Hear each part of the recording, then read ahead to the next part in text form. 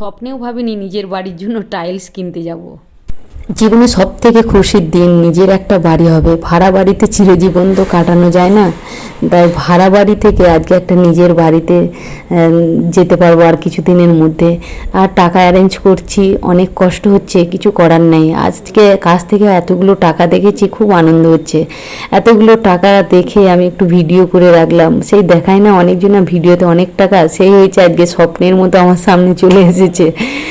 বর চেকে লিখে নিচ্ছে এবং চেকে লিখে নেওয়ার পর ওনাদের হাতের টাকাগুলো দেবে চেকের মাধ্যমে। তারপরে আমরা আজকে যাব টাইলস দেখতে, যেটা কখনোই ভাবিনি। সবাই ভিডিও করে টাইলস, বাড়ির জন্য টাইলস দেখতে যাবো, এগুলো তো আমি ভাবিনি, স্বপ্ন দেখার মতো যে বাড়ির জন্য, নিজের বাড়ির জন্য টাইলস দেখতে যাবো। সত্যি এগুলো মানে চোখের সামনে চলে এলো, মানে কি বলবো, এগুলো এই দেখুন চলে এসেছি, চোখের সামনে চলে এলো যে আমি টাইলস দেখতে যাচ্ছি। তখন ভাবছি আর সত্যি লোকের ভিডিও দেখতাম আর ভাবতাম আমাদের কখনো এরকম হবে না।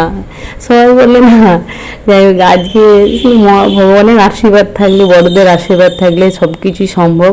টাইলস দেখতে এসেছি, কিন্তু যেগুলো পছন্দ সেগুলো হবে না, অনেক টাকা দাম বলছে। আর আমাদের যেহেতু দুটো রুম, ডাইনিং, তারপরে হচ্ছে পায়খানা বাথরুম আছে, রান্নাঘর আছে, অনেকটাই টাইলস লাগবে, তাই পছন্দ মতো হবে না। যাই হোক, যেমনই হোক আপনাদের সাথে শেয়ার করব। খুব ভালো লাগছে সত্যি, আজকে নিজের বাড়ি হবে একটা, কিংবা হচ্ছে জীবনে ভালো কিছু কাজ করতে গেলে, তাই কাউকে বলিনি। এটা ভিডিওটা অনেক দিন আগে, শীতকালের, হাতের মুঠোয় যতদিন না আসছিল ততদিন কারোর সাথে শেয়ার করিনি। কারণ আমরা গরিব মানুষ, গরিব মানুষের ভালো কিছু কাজ যদি সবার চোখে পড়ে না, নজর বলে একটা জিনিস আছে, সবাই বলবে যে এ কী করে পারলো, এরকম একটা হয়ে যায়।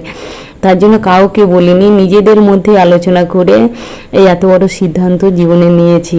যাই হোক, এই টাইলসটা পছন্দ ছিল, কিন্তু এটার অনেক দাম।